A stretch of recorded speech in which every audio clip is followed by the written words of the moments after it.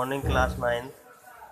आज हम chapter number अध्याय जीवों में विविधता के विषय में अध्ययन करेंगे। हमने देखा होगा अपने एटमॉस्फेयर में, अपने वातावरण में हमें बहुत सारे जीव दिखाई देते हैं। कुछ उड़ने वाले जीव होते हैं,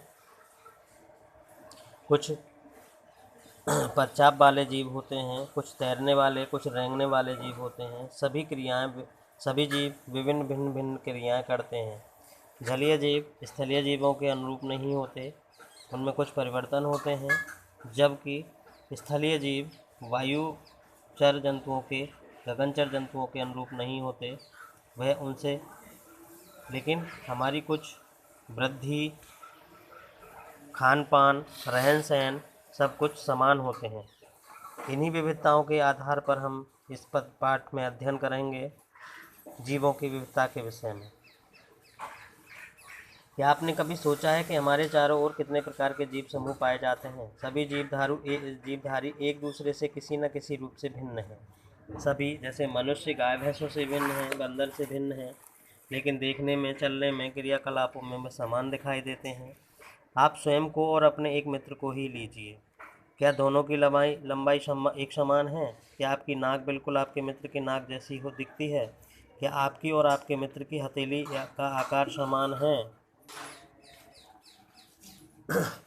यदि हम अपने और अपने मित्र की तुलना किसी बंदर से करें तो हम क्या देखेंगे? निश्चित रूप से हम पाते हैं कि हमें और हमारे मित्र के बीच बंदर की अपेक्षा अधिक समानता है।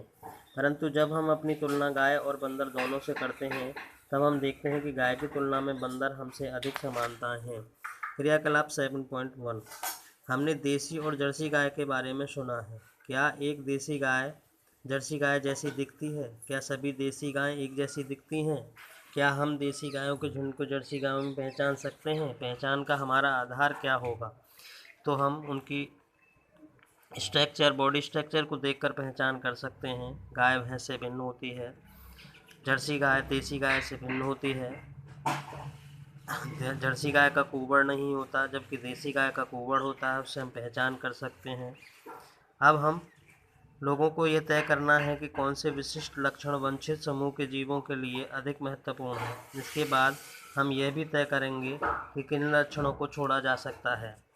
अब पृथ्वी पर रहने वाले जीवों के विभिन्न समूहों के बारे में सोचें। हम एक ओर जहां सूक्ष्मदर्शी से देखें जाने वाले बैक्टीरिया, जिनका आकार 1 माइक्रोमीटर होता है, वहीं दूसरी ओर 30 मीटर लंबे नीले व्हील और कैलिफोर्निया में 100 मीटर लंबे रेडवुड पेड़ भी पाए जाते हैं। कुछ चीड़ के वृक्ष हजारों वर्ष तक जीवित रहते हैं, जबकि कुछ कीट जैसे मच्छरों का जीवन काल कुछ ही दिनों का होता है। जैव विविधता रंगहीन जीवधारियों, पारदर्शी कीटों और विभिन्न रंगों वाले पक्षियों और फलों में पाई जाती है।